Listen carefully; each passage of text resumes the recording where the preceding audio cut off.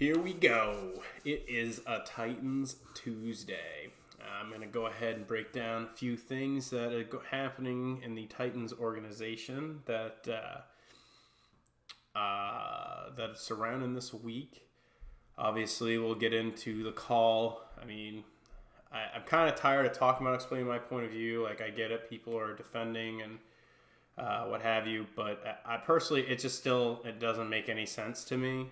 Granted, like I said, I'm not one of the people pounding the table, like, fire him or whatever. Like, I get the call. I just think it's a bad call. But as far as, like, the trade deadline, everyone out there begging for a move to be made for, mostly everyone's asking for a wide receiver. I don't really know who people think is going to come in and make an instant change. I know Demaryius Thomas is out there being shot, but he definitely has his drop issues. He is not very trustworthy when it comes to... I look at a guy like maybe Jack Doyle, if you could get him for a tight end. I think he's a good... He seems to catch almost... He doesn't have a very high drop percentage. He can block.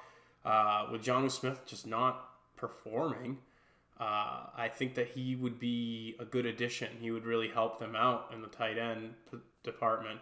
Like I said, for wide receivers, I mean, I'm struggling to really come up with a name.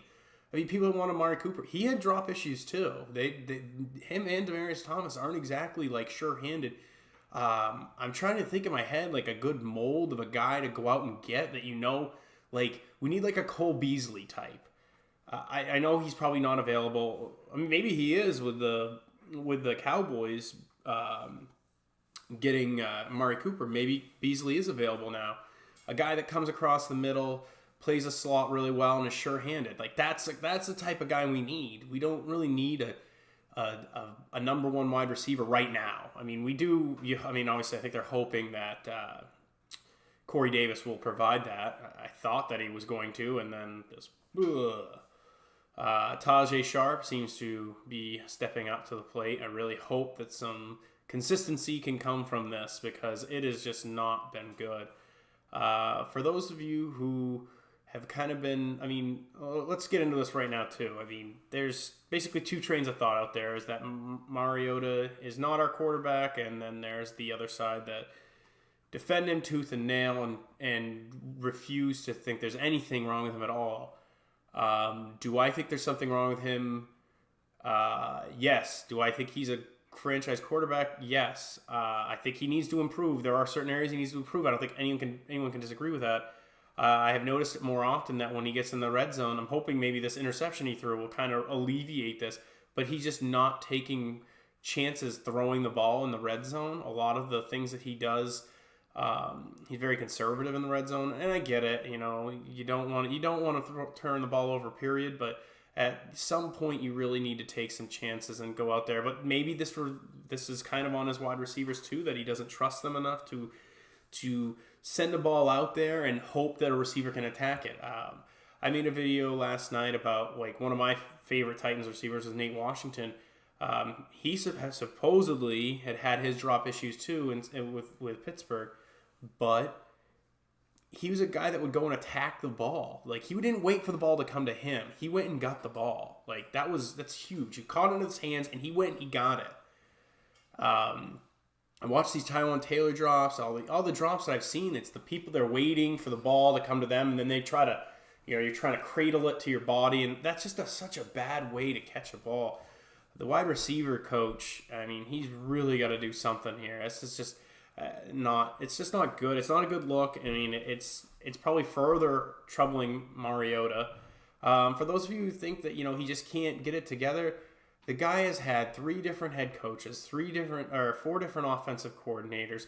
He's not had a consistent... You wonder why him and Delaney Walker were so great, because Delaney Walker is the only guy that was around consistently, time and time again. He has had no consistency in his NFL career. Like, the Titans have failed him when it comes to that. They haven't kept decent talent around him, people he can rely on. And when I say decent talent, I'm not saying guys that have upside. I'm saying guys that are reliable, that are going to be there. So, that's something to really think of. Like, how angry are you going to be if Mariota gets traded to, I don't know, who needs a quarterback right now? He gets traded to the Bills and he just starts tearing it up because they let him be him. I'm confident. I was skeptical on LaFleur before. I still think you got to think consistently a team should be putting up 24 points. We have only done that once this year, I think. And if we had put up 24 points every game, we would be 6-1. 24 points isn't even that much. There's teams out there that are putting up 35, 40 points, not even trouble putting up 30 points. And we have yet to put up 30. So, I really need LaFleur to show me some of this creativity from his play calling because it hasn't been that creative, personally. I really think that with our athletic offensive line, I know everyone's going to hammer me for this, but whatever. Why aren't we using Dion Lewis in the screen game a little more? He's very shifty. Get him out in space. Our offensive line is supposedly this athletic, great offensive line. That Baltimore game, I'll go back to that. That would have been the perfect game to run screens. They were definitely over-pursuing. They're getting sacks left and right. Start getting the quick outs. Start the screen passes. But no, we didn't do any of that. Do I think that we're going to go out and get somebody before the trade deadline? No, I don't. Not a big name anyway. Somebody brought up the point, I wish I could remember, I was on Twitter, somebody brought up the point that we're not going to trade around. Our first round pick is not being traded, period. Not going to happen because the draft is in Nashville. So it would be kind of weird to have the hosting city not have a first round pick. Philly had the draft there, and they didn't have a first round pick, but they made trades to get one. Like, they were desperate to get a first round pick, so they did. So going forward, let's talk about this play again. I already covered it, the call again. I already covered it once, and this is something that I don't understand why people think that. So I read a lot of, and by all means, if you guys have some actual stats and numbers, I read a lot of these articles saying that going for two is the right play. Going for two is the right play. 47% or 48% of two-point conversions get converted. Okay, well, that's a team-by-team basis. The Titans have failed, I think, their last 6 two-point conversions or something crazy like that. It's not good. They convert maybe 30%. And then it goes, well, in overtime, it's primarily decided by the coin flip. If you win the coin flip, you are 10% more likely to win the game, is what it said. And you are 49 point whatever percent chance to win the coin flip because hypothetically it can land on its side. But the thing is like I said, for us, everyone says it's 48, 46%. I guess for the Titans, I would say it's around 30. So that's not a good percentage. So even if you go into overtime, Chargers win the coin flip, that gives them Chargers a 60%. That still gives the Titans a 40% chance. This is the one article that I found that somebody was actually putting in statistics, things like that. And I'm a numbers guy anyway. I'm an engineer, so I'm very into the numbers.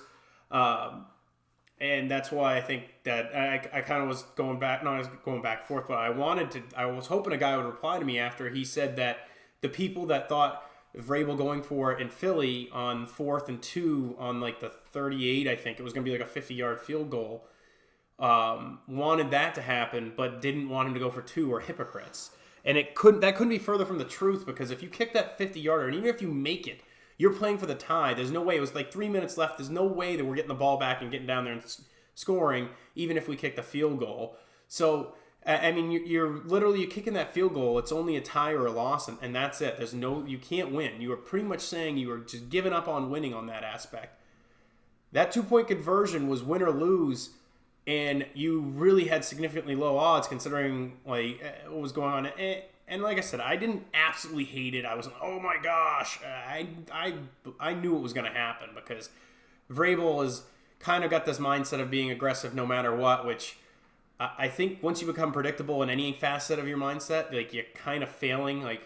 Belichick's left Tom Brady on the injury report for God knows how long. Maybe one day he will be injured and he won't play. But Belichick doesn't worry about the mind games. He does what he wants to do. And I know I live in Massachusetts. I hear about him a lot. But he is the greatest coach probably of all time. And he would have kicked the field goal. And for those who say, oh, he's got Tom Brady. Well, you know what? These people that sit there and you want to defend Mariota, you could say this. This is a sheer... Mariota has more game-winning drives in the last 3 years than I think any other quarterback. He's got like 11 or something like that. So let's put the ball in his hands. Let's figure it out. This defense wants to be proven. Let's do it. But to do that, and especially, I mean, I know everyone hated the play call, and I totally agree. A slant to Tyrod Taylor, that's the best you got. I mean, guy who just dropped like wide open passes, but that's the play. That's the play you drew up.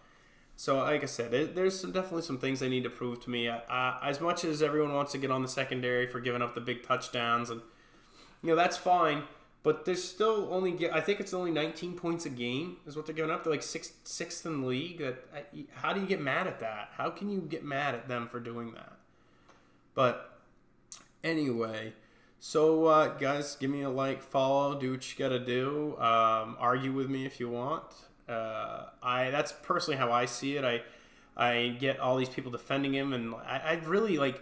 Everyone that gives these numbers is always like, yeah, it's a slight, whatever. Like, but every time they give the numbers, they're very like vague, and they don't compound the numbers. They'll say stuff like, well, so they go into halftime, and even if you think it's a 50-50 shot, whoever wins the coin toss is automatically 10% more likely. So if the Chargers go in and win the coin toss, that means they're at 60% to the Titans 40.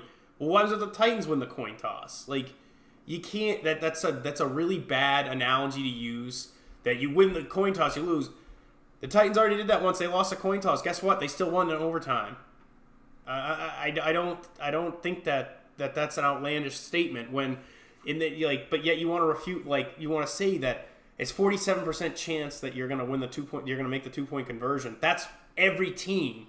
That's not the Titans offense, which has been struggling all year. That's every team.